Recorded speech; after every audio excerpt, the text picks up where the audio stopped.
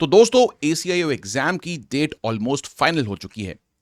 तो अब मैं आपको बताने वाला हूं कि आने वाले 20 डेज में आपको किस तरीके से प्रिपरेशन करनी है। और मैंने भी लास्ट 20 डेज में यही स्ट्रैटेजी अपनाई थी, जिसके बाद दोस्तों इस एग्जाम को मैंने सक्सेसफुली क्लियर किया और मुझे ब्यूरो ऑफ इमिग्रेशन में मिली पोस्टिंग। देखिए दोस्तों, जो अभी तक खबर आ रही है इंटरनल, वो ये है कि 16 सितंबर से लेकर 22 सितंबर के बीच आपका IB ACIO का टियर 1 एग्जाम है। अब इस एग्जाम की जो प्रिपरेशन है, इसके लिए सिर्फ आपके पास 20 दिन का समय बचा है। अब ये प्रिपरेशन आपको कैसे करनी है? देखिए, सबसे पहली चीज आप ये समझ लीजिए कि अब बुक्स को पढ़ने का कवर टू कवर समय जा चुका है, नोट्स बनाने का समय जा चुका है, क्लासेस को बैठकर आराम से देखने का भी समय दोस्तों अब जा चुका है।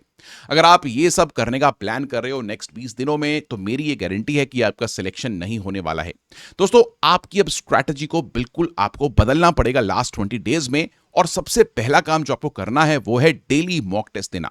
देखिए, आप डेली कम से कम 50 MCQs यानी कि एक हाफ लेंथ मॉक टेस्ट जरूर दें।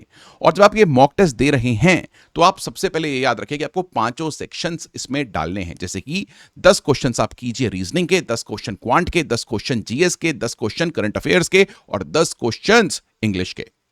यानी कि आपको ओवरऑल उसी पैटर्न के हिसाब से डेली मॉक टेस्ट लगाने हैं। अब क्वेश्चन ये है कि सर ये मॉक टेस्ट हमें मिलेंगे कहां से?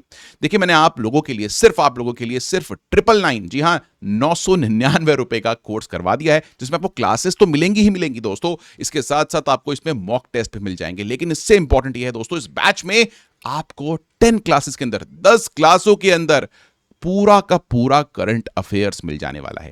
यानी कि 10 क्लासें 1.5x की स्पीड पर बैठकर करनी है और आपके 10 क्वेश्चंस, जो 20 क्वेश्चंस एग्जाम में आने हैं करंट अफेयर्स के, वो इन क्लासेस से कवर हो जाएंगे। तो दोस्तों, एनरोल कर लो, यूज करो मेरे कोड कैपिटल RT लाइव। जी हां दोस्तों, मेरा कोड है RT लाइव, याद रखिएगा। अच्छा, तो पहली चीज, आपने अब से लेकर 16 तारीख तक डेली मॉक टेस्ट दे देने हैं। सेकंड चीज जो आपको करनी है दोस्तों, वो है अपनी वीकनेस पर काम। जब आप ये मॉक टेस्ट दोगे, तो आपको पता चलेगा कि आप कौन से सेक्शन में वीक हो। आपको पता चलेगा शायद रीजनिंग के अंदर ब्लड रिलेशंस वाले जो क्वेश्चंस हैं वो मुझसे गलत हो रहे हैं, या फिर क्वांट में जो DI के क्वेश्चंस हैं वो गलत हो रहे हैं, या फिर शायद जो क्या कहते हैं जनरल स्टडीज है उसके अंदर ज्योग्राफी के क्वेश्चंस गलत हो रहे हैं। तो जब आप 2 से 3 4 मॉक्स दे दोगे, तो आपको पता चल जाएगा कि आपकी वीकनेस क्या है। अब उस सब्जेक्ट की उठाकर आपको क्लास देखनी है, उस पार्ट की पूरी क्लासेस आपको नहीं देखनी, ये बात आपको याद रखनी है। इसके अलावा थर्ड चीज जो आपको करनी है वो दोस्तों, वो ये है कि खास रूप से करंट अफेयर्स में और GS में आपको जहां वीकनेस लगे, आप जब ये मॉक्स दोगे तो आपको अपनी वीकनेस चल जाएगी पता। आपको वो उठाकर किताब से रीड करना है एक बार, उसके ऊपर कुछ मत करना। और अगर रीड करने का मन नहीं है, पढ़ रहे हो लेकिन स्ट्रेस की वजह से नहीं पढ़ पा रहे हो, नहीं रीड कर पा रहे हो, तो एक काम कर लेना यार, ये जो 999 का कोर्स है, इसमें क्लासेस सारे सब्जेक्ट्स की हैं, जो सिलेबस है वो ऑलमोस्ट खत्म है। तो आप क्या करना, 1.5x की स्पीड पर वो वाला पार्ट देख लेना उठाकर इन क्लासेस से।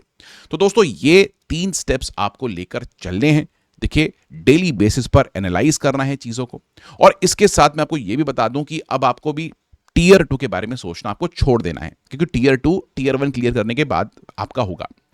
अब ये 999 कोर्स है, इसमें आपको टियर 2 की भी प्रिपरेशन मिल जाने वाली है। देखिए, इस बार 3 लाख, इस बार कितने लोगों ने फॉर्म भरा है? 8 लाख लोगों ने फॉर्म भरा है। और दोस्तों 3700 से ज्यादा सीट्स हैं, यानी कि दोस्तों इस बार कट ऑफ नीचे रहेगी। और प्रीलिम्स में यानी कि टियर 1 में बहुत सारे लोग एग्जाम क्लियर करने वाले हैं। इसी वजह से दोस्तों मैं आपको कह रहा हूं कि इस कोर्स में, 999 के कोर्स में आप एनरोल कर लो। आपको टियर 2 की प्रिपरेशन मिल जाएगी, मॉक टेस्ट मिल जाएगा, क्लासेस मिल जाएंगी, और उसके साथ साथ इंटरव्यू की प्रिपरेशन भी मैं आपको यहां पर करवा देने वाला हूं। इसके अलावा मैं आपको एक और बात बताता हूं, एग्जाम डे वाले दिन आपको क्या करना है। देखिए, एग्जाम डे वाले दिन आपको 2 या 3 चीजों का ख्याल रखना है। सबसे पहले आप समझिए कि जो आपका एग्जाम है वो 16 से 21-22 सितंबर के बीच होगा। मल्टीपल शिफ्ट्स में होगा, मल्टीपल डेज में होगा। ये एक कंप्यूटर बेस्ड टेस्ट है। तो सबसे इंपॉर्टेंट ये है कि आप कंप्यूटर के ऊपर टेस्ट की प्रैक्टिस करो। और कंप्यूटर के ऊपर कैसे टेस्ट की प्रैक्टिस करोगे? ऑफ कोर्स दोस्तों, टेक्स्ट बुक का जो आपका कोर्स है 999 का, उसके अंदर आपको कंप्यूटर के ऊपर ऑलमोस्ट सेम इंटरफेस देखने को मिलेगा जो आपको एग्जामिनेशन में देखने को मिलेगा। तो वहां पर आपको फायदा इसका मिल जाने वाला है। इसके अलावा आपको एग्जाम डे से पहले 3 से 4 दिन पहले 5 सेक्शंस के ऊपर फोकस करना है। 5 सेक्शंस के ऊपर। एक तो इंडियन रिवर्स के ऊपर, मैं जीएस की स्ट्रैटेजी बता रहा हूं आपको, इंडियन रिवर्स पर फोकस कर लेना मेरे भाई। दूसरा, आपको पॉलिटी के अंदर फंडामेंटल राइट्स, ड्यूटीज, डीपीएसपीस पर फोकस कर लेना है।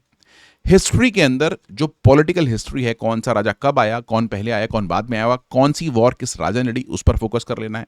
स्पोर्ट्स, अवार्ड्स और रिपोर्ट्स के ऊपर फोकस कर लेना है करंट अफेयर्स में। इसके साथ साथ दोस्तों जो इंटरनेशनल रिलेशन वाला पार्ट है उस पर थोड़ा सा फोकस कर लेना है। ये 5 मेन थीम्स हैं जहां से क्वेश्चन लास्ट 3 से 4 सालों में आए हैं दोस्तों।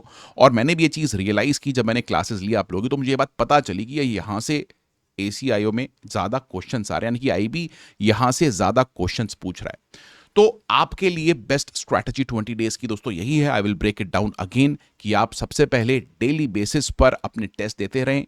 उन टेस्ट के थ्रू ये जाने की आपकी कमी क्या है और उस कमी के ऊपर स्ट्रैटेजिकली काम करें थ्रू दिस कोर्स। या फिर खुद से पढ़ना है तो यार एक बार ल्यूसेंट की बुक उठाकर उस खुद से भी पढ़ सकते हो, that is not a problem. But सिर्फ 20 दिन बचे हैं, why to take risk my dear friends. So that is what it is my dear friends. तो दोस्तों यहां पर मैं इस लेक्चर को ज्यादा लंबा नहीं खींचूंगा, सिर्फ एक ही स्ट्रैटेजी है दोस्तों, और कोई आपको कहीं से भी कोई भी स्ट्रैटेजी बता रहा है, कोई शॉर्टकट बता रहा है, नेवर टेक इट। यही एक स्ट्रैटेजी है, बैठकर पढ़ना पड़ेगा।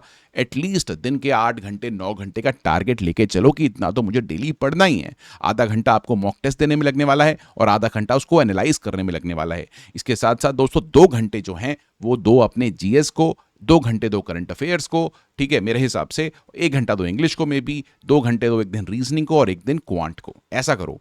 लेकिन अगर आपकी फॉर एग्जांपल लेट से जीएस बहुत स्ट्रांग है तो जीएस को आपको डेली 1 घंटा देना चाहिए। तो अपनी वीकनेस देखनी पड़ेगी कि टाइम को किस तरीके से डिवाइड करना है। वो डिपेंड करेगा कि आपकी वीकनेस क्या है और आपकी स्ट्रेंथ क्या है। तो अपनी वीकनेसेस और स्ट्रेंथ के ऊपर अपने टाइम को डिवाइड करो, लेकिन ओवर कॉन्फिडेंस मत हो। और ओवर कॉन्फिडेंस ना हो इसीलिए तो आप टेस्ट दे रहे हो। जब आप डेली टेस्ट दोगे बैठ के, तो लेट से आपको लग रहा होगा कि यार मेरी पॉलिटी बहुत अच्छी है या फिर मेरी रीजनिंग बहुत अच्छी है, लेकिन टेस्ट जब आप दोगे, बैठोगे टेस्ट देने के लिए, तो आपको दिख जाएगा कितनी अच्छी है। आपको दिख जाएगा कि कौन से सेक्शन में आपके क्वेश्चन गलत हो रहे हैं। सो that is quite critical and important. So do this guys. इसके अलावा और कोई स्ट्रैटेजी नहीं है मेरे पास, यही एक स्ट्रैटेजी है कि डेली बेसिस पर मॉक दो, प्रैक्टिस करो, दैट्स इट। सो मुलाकात करेंगे दोस्तों नेक्स्ट लेक्चर में, जहां पर मैं आपको बताने वाला हूं कि एग्जाम्स में आपको किस किस एग्जाम जब होगा तो किस किस चीजों का ख्याल रखना है। That is the next lecture. So that's it, bye, take care, I will meet you in the next one.